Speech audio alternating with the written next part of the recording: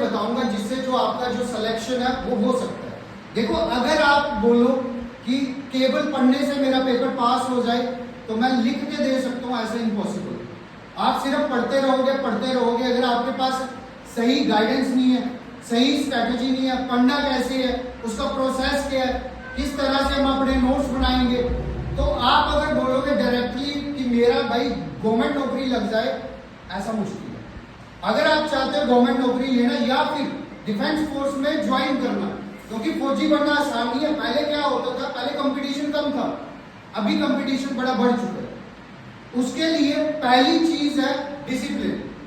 आपको जो भी काम करना अपनी रूटीन वर्क बनाना है, क्योंकि अभी से अगर डिसिप्लिन बनाना शुरू कर दोगे, कल को अगर आप डिफेंस फोर्स ज्वाइन करते हो वहां पे आपको प्रॉब्लम नहीं आएगी।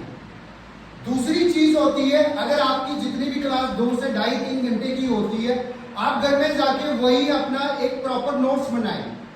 क्योंकि कोई भी एग्जाम क्रैक करना हो ना, मैक्सिमम बच्चे फॉर्म लगा लेते हैं, उनको सिलेबस नहीं पता होता है। पहला काम ही यही है, फर्स्ट डे आपने क्या करना, अपना पूरा सिलेबस एनालाइज करो, किस सेक्शन का कितना सिलेबस है, हमें क्या पढ़ना है। दूसरी चीज क्या होती है कि कम से कम टाइम दो, 3 से 4 महीने दो, अपना सिलेबस धीरे धीरे कवर करो। और जब सिलेबस कवर होता है, जैसे हम वीकली टेस्ट लेते हैं, मॉक टेस्ट लेते हैं फुल, वहां पे अपनी परफॉर्मेंस देखनी है, क्या मैं टाइम के अंदर कर पा रहा हूं। जब वैसी ये चीजें आप करना स्टार्ट हो जाओगे, चौथी चीज है सेल्फ स्टडी। आप जितनी मर्जी कोचिंग ले लो, जब तक अपना मन नहीं मारोगे, घर में खुद किताब नहीं खोलोगे, जैसे मैथ है प्रैक्टिस करना पड़ेगा, साइंस है, जीएस है, अच्छे से समझना पड़ेगा, लर्न करना पड़ेगा, मेहनत करनी पड़ेगी। अगर 2 से 3 घंटे आप यहाँ पे पढ़ते हो, 3 से 4 घंटे घर में सेल्फ स्टडी करो। पूरा हफ्ते में जो पढ़ा होता है उसको संडे को रिवाइज करो, फिर जाके एक चांस बनता है कि हम जो पेपर है वो उसको क्वालिफाई कर सकते हैं।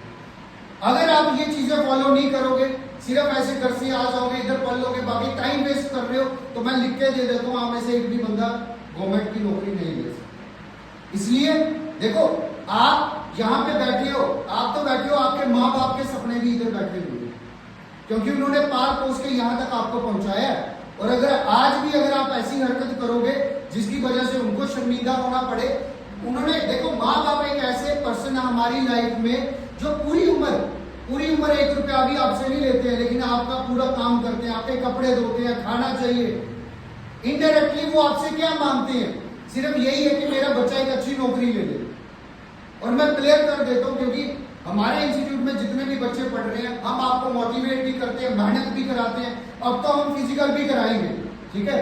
तो अगर हम आपके साथ हैं, आपको क्या करना है, इसका फायदा उठाना है मेहनत करके। क्योंकि इस साल कोई भी गवर्नमेंट एग्जाम लगा लो, चाहे रेलवे, एसएससी लगा लो, जेके एसएसबी में लगा लो, 1 लाख प्लस वैकेंसीज हैं, तो आपको उसका फायदा उठाना चाहिए। तो थोड़ा ध्यान रखना, रेगुलर रहना, मेहनत करनी है, ठीक है। जैसे गर्मियों के दिन अपनी सेहत पे भी ध्यान रखना है, क्योंकि बीमार पड़ गए तो आपके टॉपिक छूट जाएंगे। और अपना जो हमने सुविधाएं दी हैं आपको, उसका आपको फायदा उठाना। यूट्यूब पे भी हम कई लेक्चर अपलोड कर रहे हैं। क्यों कर रहे हैं, किसी बच्चे का अगर पेंडिंग है घर में वो उस फोन का, क्योंकि ये जो फोन है ना, डिवाइस है, अगर इसका सही फायदा उठाओगे, ये कहीं का कहीं पहुंचा देगा। सोशल मीडिया से थोड़ा दूर रहो, क्योंकि आपको कोई लेना देना नहीं है सोशल मीडिया से। जो भी पढ़ने वाले बच्चे हैं, जो अच्छी अच्छी जॉब्स लेते हैं, मैंने अक्सर देखा है, वो सोशल मीडिया से दूर रहते हैं। रियलिटी की जो लाइफ है उस पर ध्यान दो, जिससे आपको कुछ मिलेगा। क्योंकि आपकी 20 से 25 साल की अभी एज है, ये बहुत पूरे देश की जिम्मेवारी आप पे है। आप देश आने वाले टाइम संभालोगे, अभी से अगर सही डायरेक्शन में लग पड़े तो आपके लिए क्या रहेगा, बहुत अच्छा है, ठीक है।